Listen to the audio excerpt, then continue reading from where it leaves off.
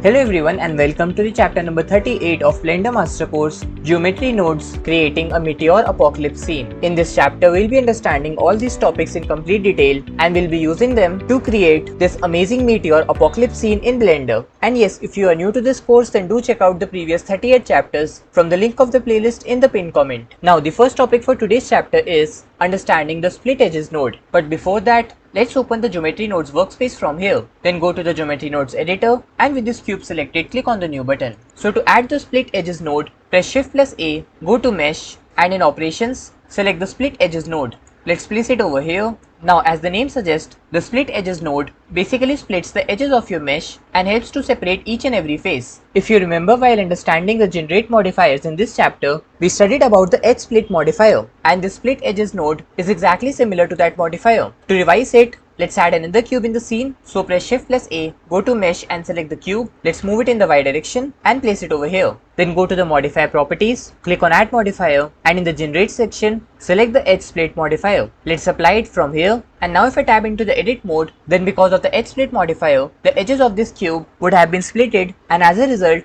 the faces must also be separated. To check this, press 3 for the face select mode and if I select the top face and press G to move it, you can see that it is now separated from the rest of the cube. Similarly, if I select any other face and press G to move it, then this one will also get separated. And just like this modifier, in the geometry nodes, you have the split edges node. To check the same thing on this node, we'll be adding a scale elements node. So press Shift plus A, go to Mesh and in Operations, select the scale elements. Let's place it over here. And as discussed in one of the previous chapters, this node is basically used to scale different elements like the edge or the faces of your mesh object. So if I go to the scale option here and try to slightly reduce it, you will notice that the faces are no longer connected with each other and this is because of the split edges node. Also, if I remove it from here by holding Alt and if I left click on it and then if I use the scale value, you can see that all the faces are connected with each other. So the split edges node will simply split the edges of your mesh object. Now moving ahead, we'll be creating a scene with some futuristic buildings. And for this, we'll delete this cube by pressing X and now let's add a new cube in the scene. So press Shift plus A, go to Mesh and select the cube and to make them taller, tab into the edit mode and let's scale them up in the Z axis. So press S and Z and scale it up like this. Let's also move it slightly upwards. So press G and Z and let's place it over here. Now to get some more vertices and edges, we'll be using the loop cut. So press Ctrl plus R and to increase the number of loop cuts, you can scroll the mouse wheel and I'll be keeping the number of loop cuts to 5. Left click to finalize and then it will give you the option